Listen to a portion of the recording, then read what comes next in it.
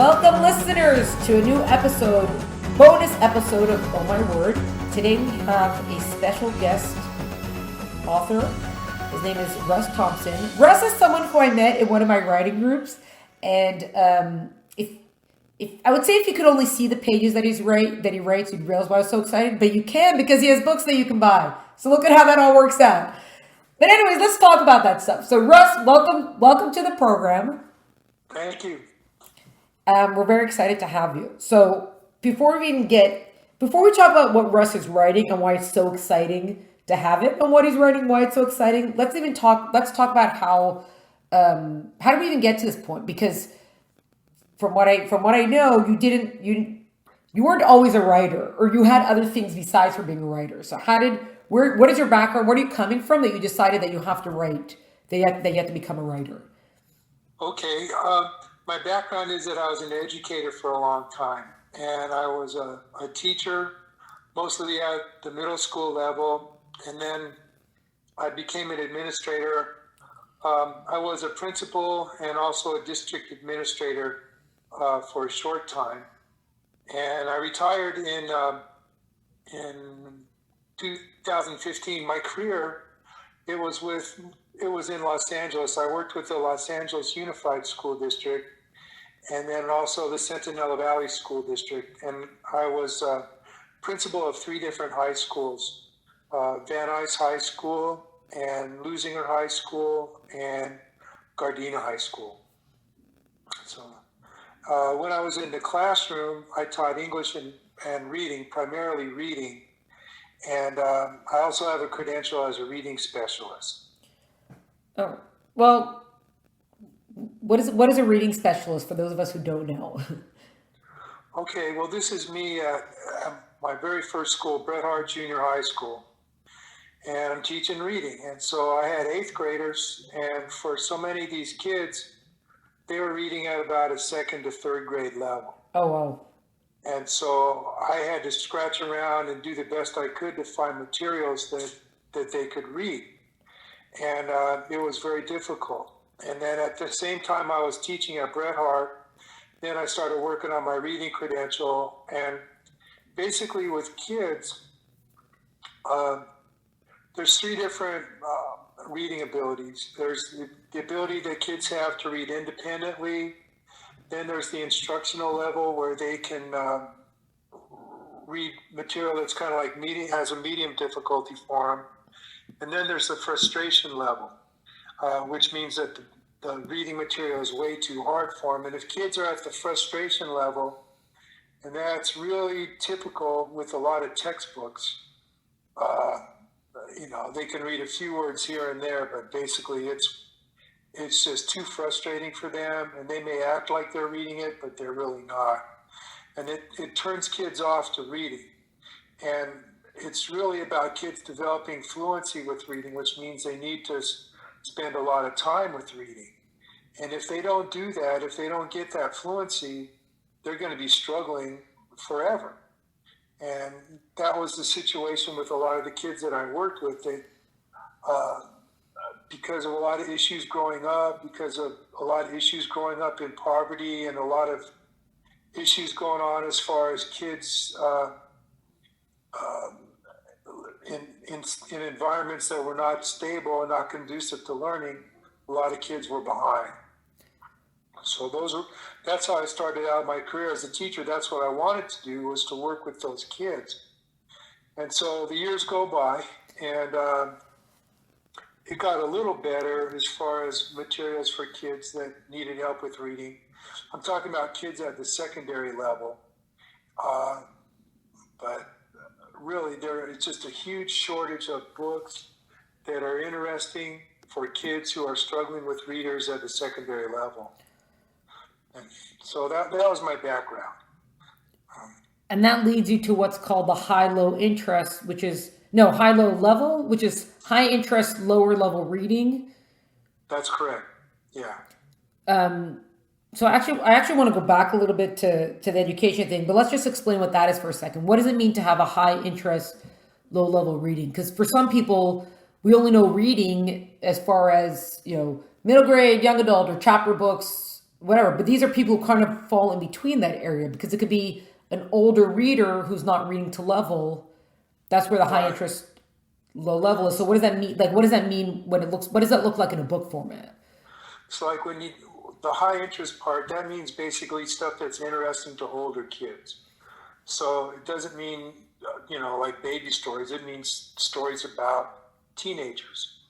And then reading level means basically the shorter the sentences and the simpler the vocabulary, the easier it is for kids to read. And so it's about stories about teenagers that are going to be interesting to them, that are written with short sentences and simpler vocabulary.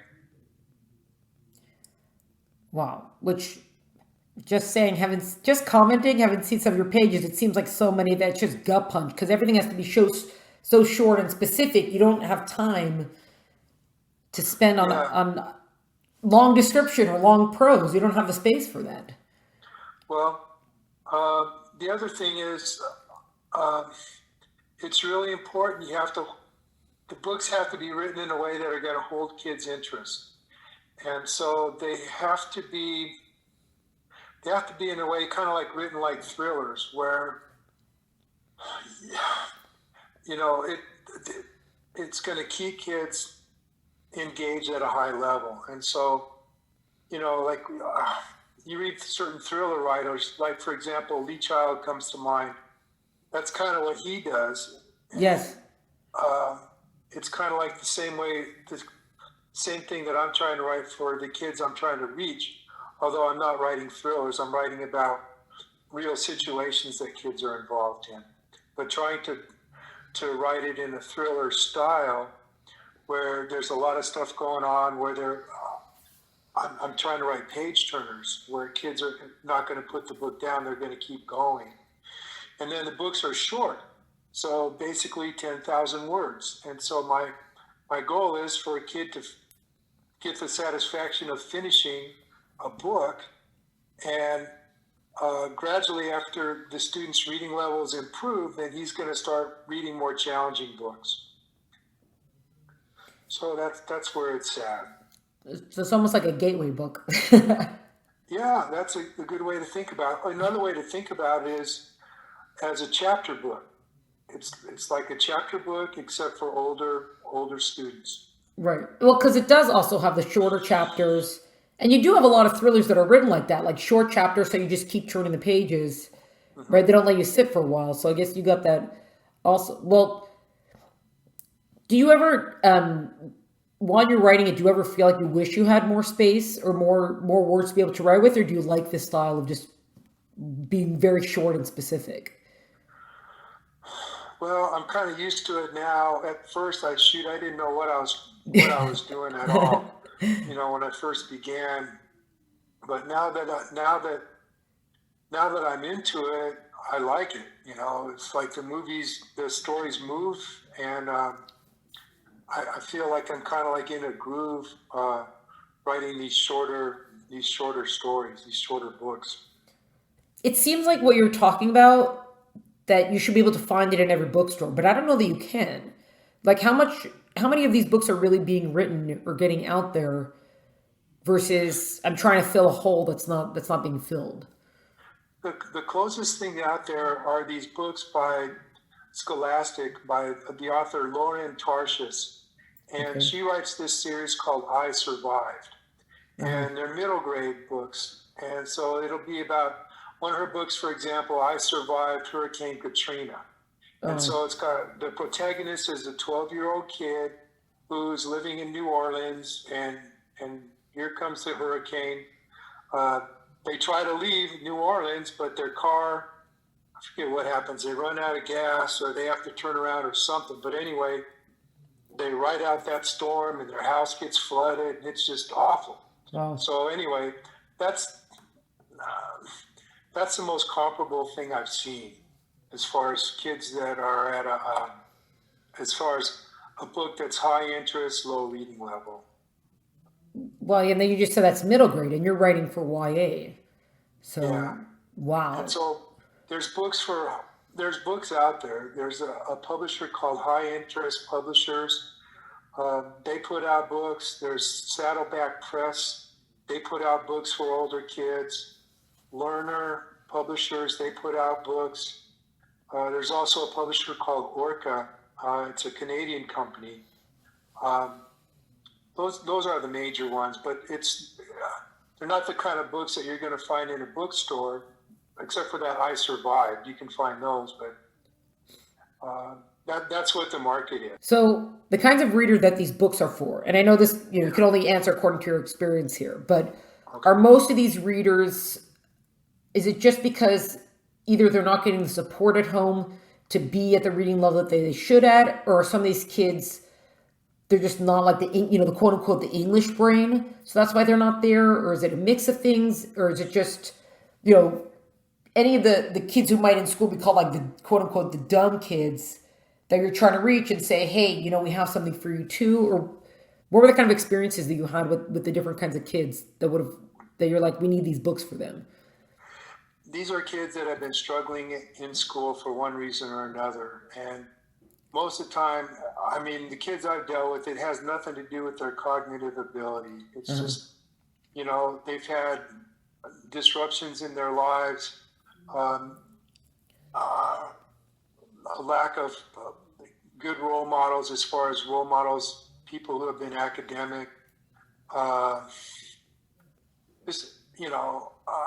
There's all kinds of reasons why kids will be behind in school. It's basically kids that are struggling in school. And,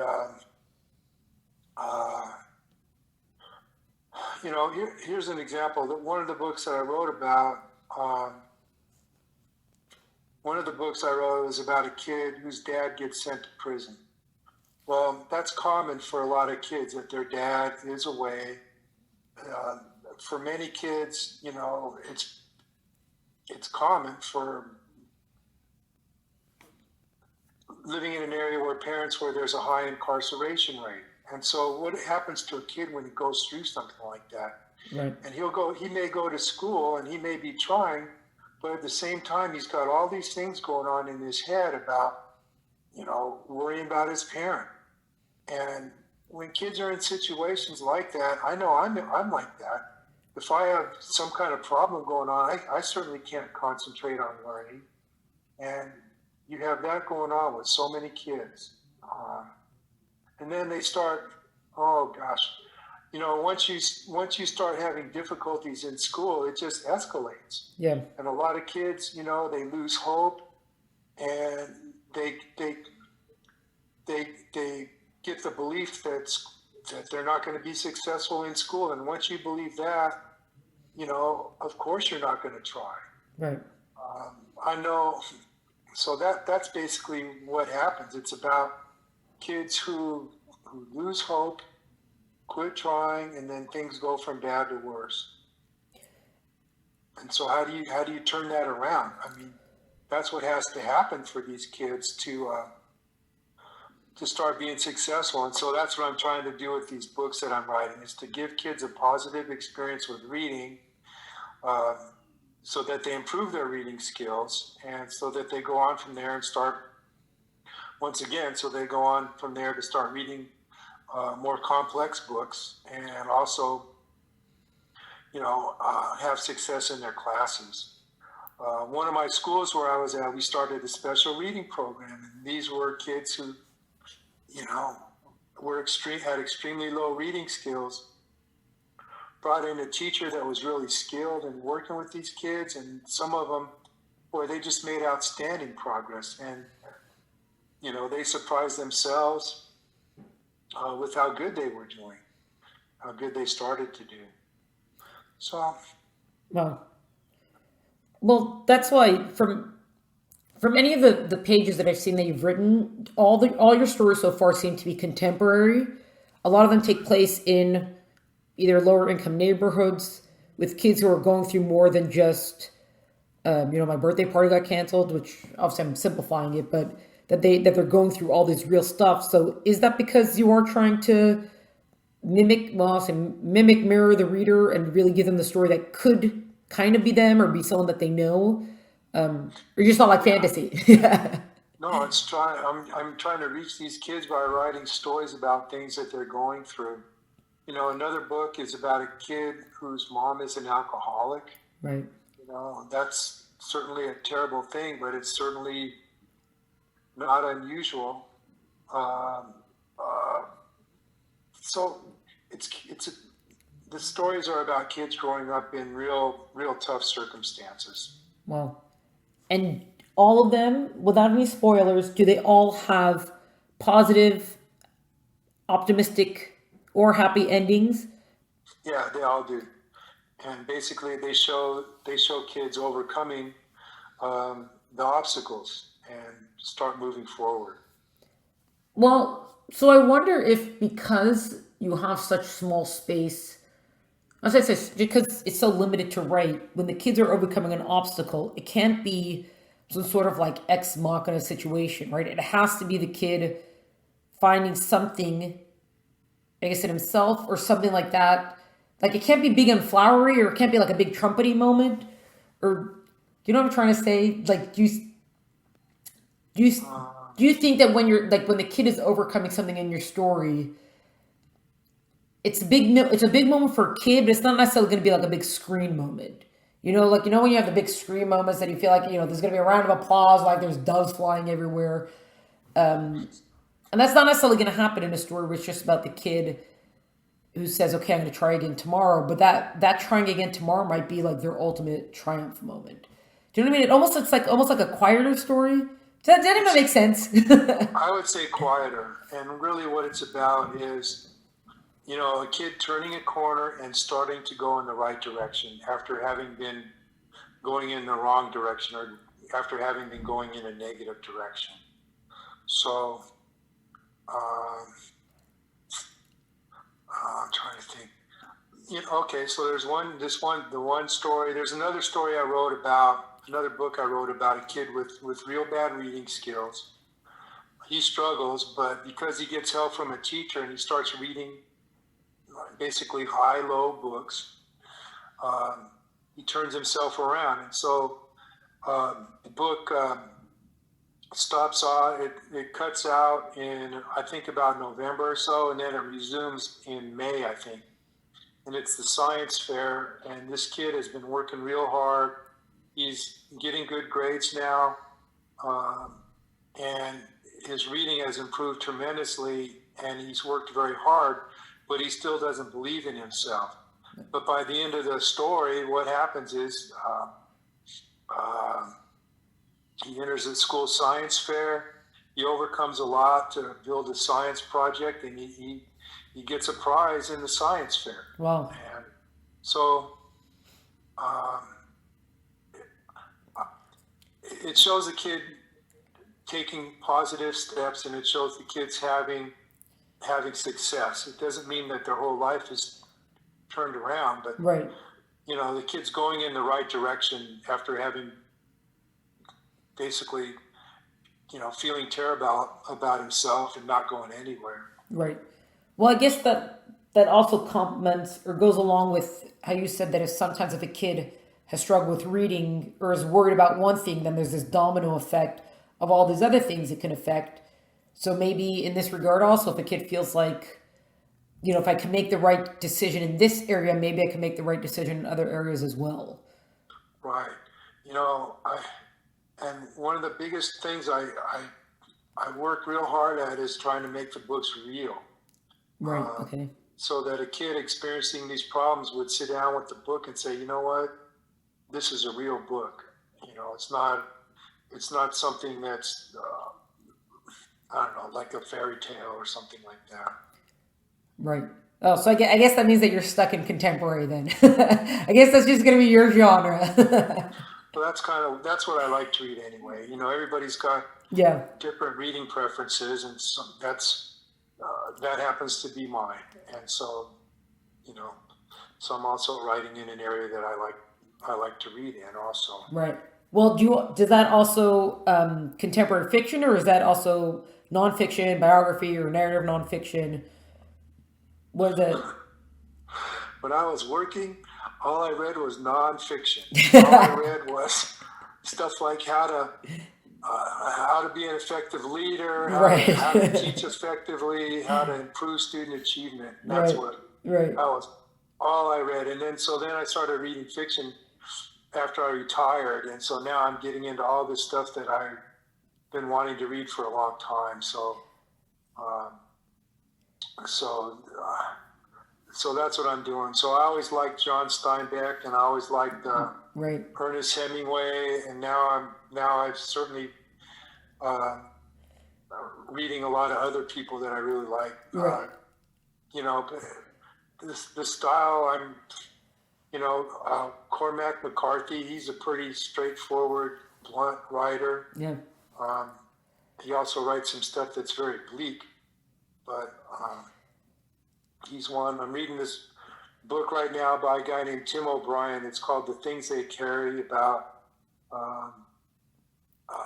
soldiers during the Vietnam War. Wow. So anyway, my reading preference is reading stuff that's contemporary. Right. Well, I kind of had to laugh when you mentioned Steinbeck and Hemingway, because that's so teachery of you. For the kids who are not necessarily great readers, and even if they're struggling and things like that, have you found it? I don't know if you've ever seen it or not. Would you say that a lot of them are willing to listen to a good story? A lot of them do like stories, and it's just a matter of packaging the story for them, or is it not necessarily true? And some do and some don't. I would say it's a matter of putting the story in a form that the kid can understand. So, like, some kids are going to have difficulty reading the story, but they'll certainly enjoy a good story that's told to them, or a good story that they see in a movie or on a TV show. Well, yeah. Every writer wants to hear that kids love stories. That's our favorite thing. Like, oh, of course they all love stories. We want them to love stories. But that just shows it's its own kind of. It's almost. I guess it's its own genre. I don't know. Would it be considered its own the high-low genre demographic? Yeah. Like, here's an example. So, like, the kids that my books are for are going to be the ones that are sitting in the classroom, and you ask them, well, what kind of books do you like to read? These are the kids that have never read a book. And they don't want anybody to find out about it, but that's really true. If you were to talk to them individually, they would tell you, I've never read a book. I don't like to read. Right. And so it's a hidden problem that a lot of people that do their best to cover it up. I remember one time I was at a hardware store, and so there's this guy looking at a can of paint, and he said, hey, he wanted me to read part of the label to him, and I did. He was acting like it was his vision that was bad, but I know that it wasn't. It was because he could not comprehend what was written on that paint can. Wow. And so there's a lot of people that have reading problems that they will always figure out ways to cover it up. Wow. And is that necessarily comprehension, that whether or not they could understand the material? That's some yes and some no. It's not the comprehension. It's just the ability to decode what's on the page. And, and that's another problem. So, like, some kids are dyslexic. And so that means they'll look at a word printed on a piece of paper, and sometimes they'll reverse the letters. So the letter B as in baker, they may think it's the letter D as in dog, stuff like that. And when you have that problem, it's extremely difficult to read. One of our grandkids, he has that. He's got that, and plus he's ADHD, and he's finally doing better in school now, and he's having a good experience. He's in second grade, but it's extremely difficult. It has nothing to do with anybody's cognitive ability. It's what would be called a processing disorder.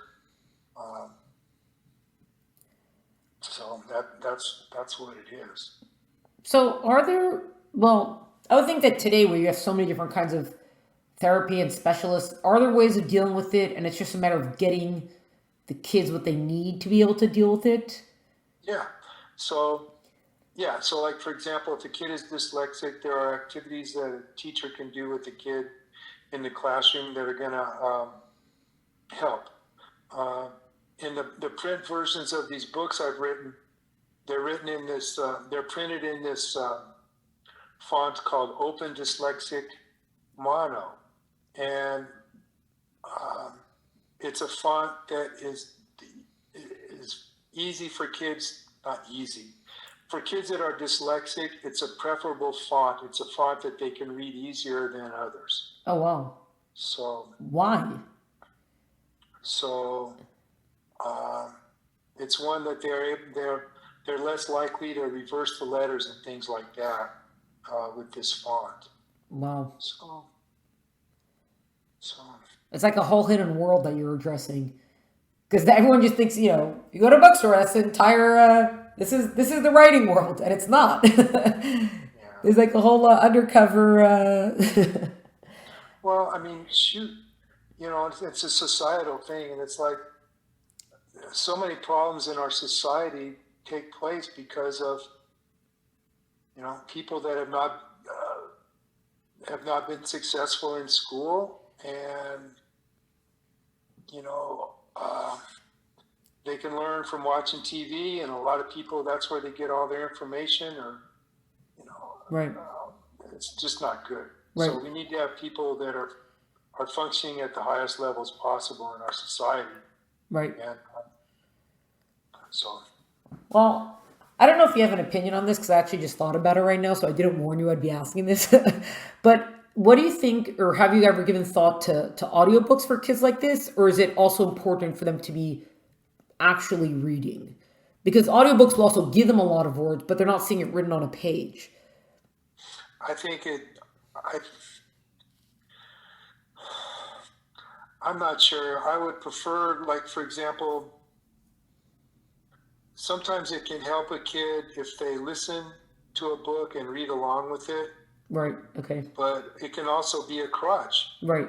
And so that's not going to help a kid improve if he's really just sitting there listening to the story and not really reading. Right. So it has to be done. You just can't turn a kid loose with an audiobook and expect him to improve his reading skills. Right. And there is the value in the reading skills, not just because you have to be able to read paint cans, but because that's going to help in different areas as well. I mean,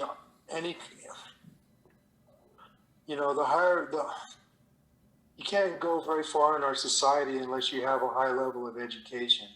And the people that don't acquire that are stuck, and they're always going to be at a disadvantage. And so, we as a society have to work together and do the best we can so that all of our kids are achieving at a high level. Right, right. Well, some people might say, oh, if a guy's, blue collar worker, if he's building a house, why do I need to read? It's like, well, because you have to be able to read the paint can. So no matter where they're going to end up, it sounds like you need reading and comprehension. It's not. Yeah. Paint cans are also important to read, even if you don't want to become, a tech worker. Well, yeah. Like for our democracy to work, we have to have an educated society. Yeah. And we're hurting ourselves as a society if we let kids go through school and not achieve at a high level. Right. Well, this is obviously just as a general question. Have you seen that from when you first started teaching to when you retired? Do you see more resources coming into the classroom? Even if, whether or not it's too slow, too fast, or whatever, do you actually see that there has been some improvement in these areas? There are more now than there used to be, because there used to be almost none. Well, okay. And, but there's certainly a need for much, much more. So, like, for example, a kid that's got, has difficulty reading. I mean, there are some books out there that the kid is going to enjoy and have success reading, but there needs to be a lot more. There's got to be a lot more for kids to choose from. Yeah. So, because also as a teacher, if you're supposed to be teaching English to a kid who can't read, like, you're just supposed to quietly try quietly try to get them these other books that they can actually read. Yeah. So Yeah. so here's an example. So one of the schools where I was principal, we started a sustained silent reading program. And so this is where every kid in their classroom, we ring a bell. For 20 minutes, they're reading in a book of their choice. And okay, so where do we get the books for this? So we wanted each Right. classroom to have a library. And so this is my wife and me. And so we hit used bookstores and looked for Goosebumps books for the kids to read. We tried really hard to find stuff that the kids were going to enjoy and be able to read, and that was appropriate for kids in school. And Right. we had to dig around for it. And we did find books and put them in cardboard boxes and give them to the teachers. It certainly wasn't ideal, but we had to do the best we can with what we had. Right. So, are you of the opinion that within reason, it doesn't matter what the kid's reading as long as they're reading something? No, I don't agree with that. Oh, okay. It needs to be, there has to be stuff out there that they enjoy reading that has meaning to it. Okay. If it's just something that's kind of like, if it's just something that's a story that's not, that doesn't have much substance to it, Right. Kids aren't going to, that's all, in a way, that's going to turn kids off to reading because you're making them read stuff that they can't relate to or that they will never enjoy. Right. So the stories have to be really engaging for kids. Yeah. Yeah. Well, so I don't know if you have an opinion on this also. I just thought about this also kind of like with the audiobooks. Now there's a big push for graphic novels that they try to turn a lot of either turn novels into graphic novels or they start off as graphic novels because I feel like that's also kind of like a gateway kind of book because Right. that one. So do you agree with that? That could be a gateway? I agree, although that's another one.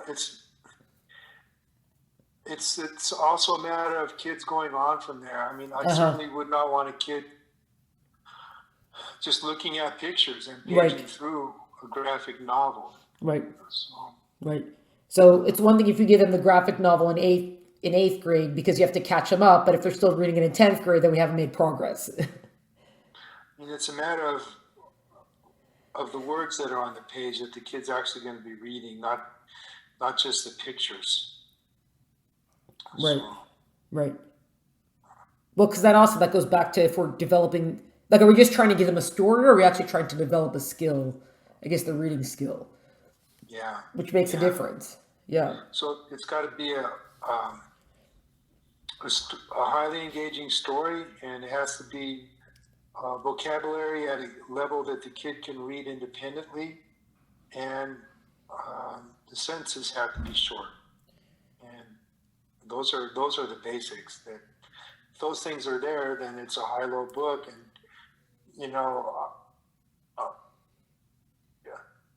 if a kid is reading in a high-low book, he's improving his reading skills, and then once again, he's going to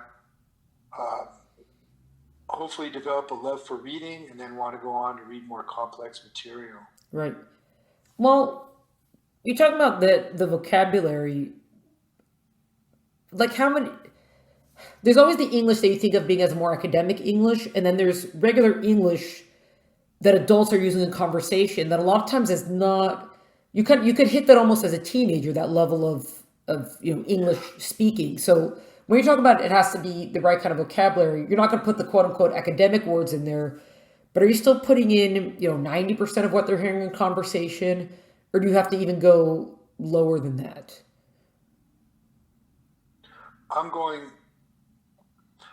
I work very hard to keep the language simple, because anytime if I put in a word that's going to slow a kid up, like for example, if I put in a bunch of big words and the kid can't read them, Yeah. he's not going to be able to get any meaning out of it, and it's going to make him feel dumb. Yeah. Yeah.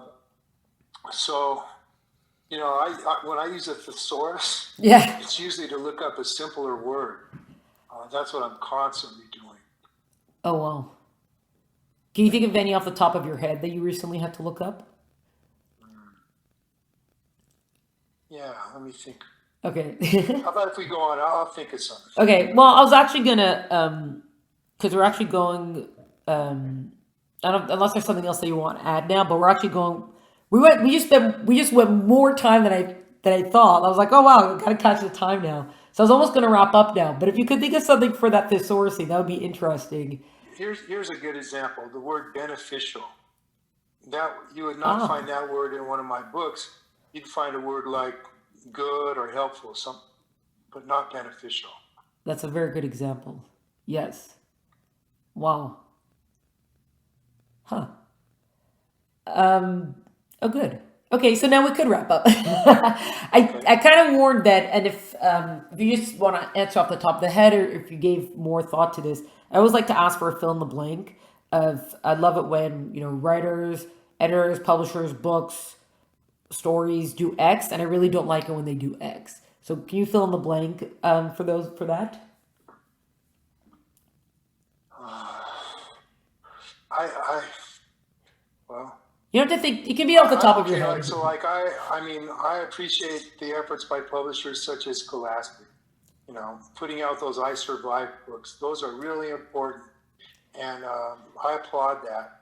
And I hope that there's more of it because we just have to as a society make sure that every kid um, learns to read at a high level. Yeah.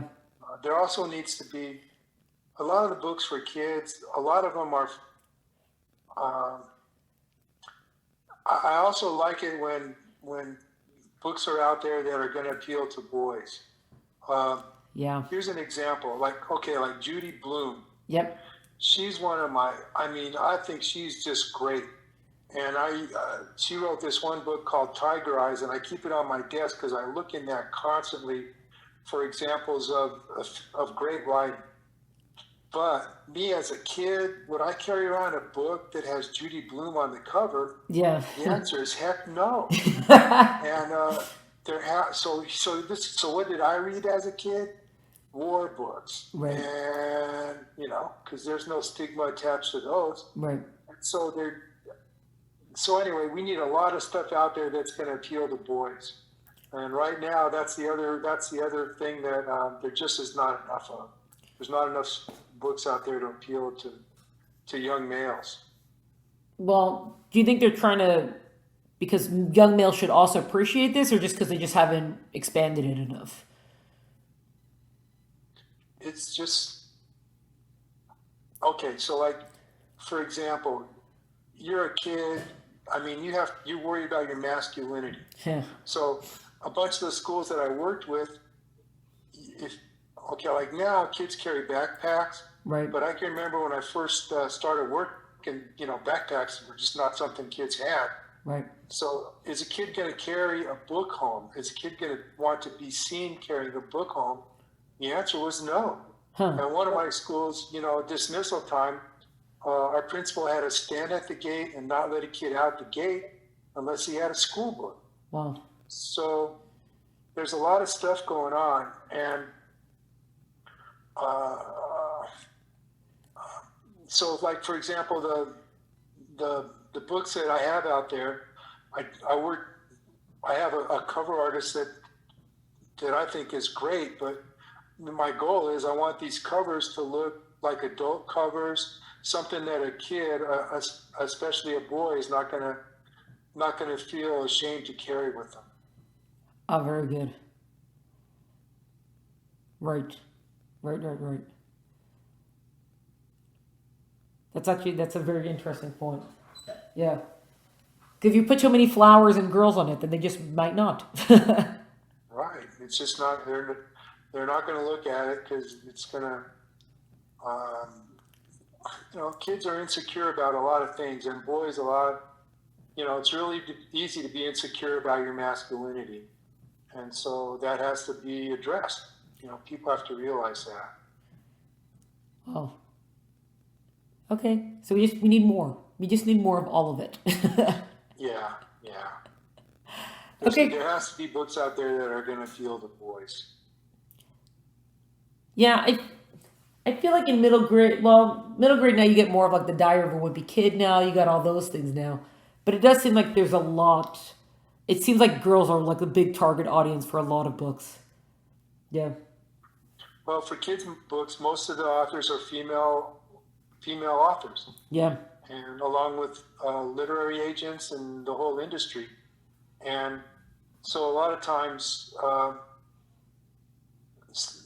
and also, it's funny. It's sort of like most of the books that are read for most of the kids' books out there, girls read most of them. And so because boys don't read as much, there's less out there for them. And because there's less out there for them, They're not reading as much. Reading. Yeah. And a lot of the male authors are going toward probably murders and murder mysteries and thrillers, and not, which is not what this age group is. Yeah. Right. So if I'm a kid in junior high or high school, I'm not going to feel shy about carrying around a thriller. Right. But it also has to be written at a level. It's got to be written at a level that I can understand and enjoy. Right. And that's what I'm trying to fill with my books. Wow. And I hope that a lot of, that's what needs to happen as an industry. I think, publishers really need to work on that. Yeah. Well, look, everybody we can get to read more books is always good for everybody. So. Yeah. Amen to that. Well, Russ, thank you so much. This has been so interesting and informative. We hope you'll be very successful in getting these books out there. We'll direct everybody to where they can get your books. That sounds good. Well, anyway, thanks. I really enjoyed talking. Yeah, thank you. This was a bonus episode of Oh My Word podcast. To find out more about Russ Thompson and his work, please visit the link in the episode notes. To find out more about Oh My Word and to follow us and see all the stuff we're up to, check us out on Instagram at Oh My Word Podcast or visit eltenenbaum.com. Thanks so much for joining us. Catch you next time.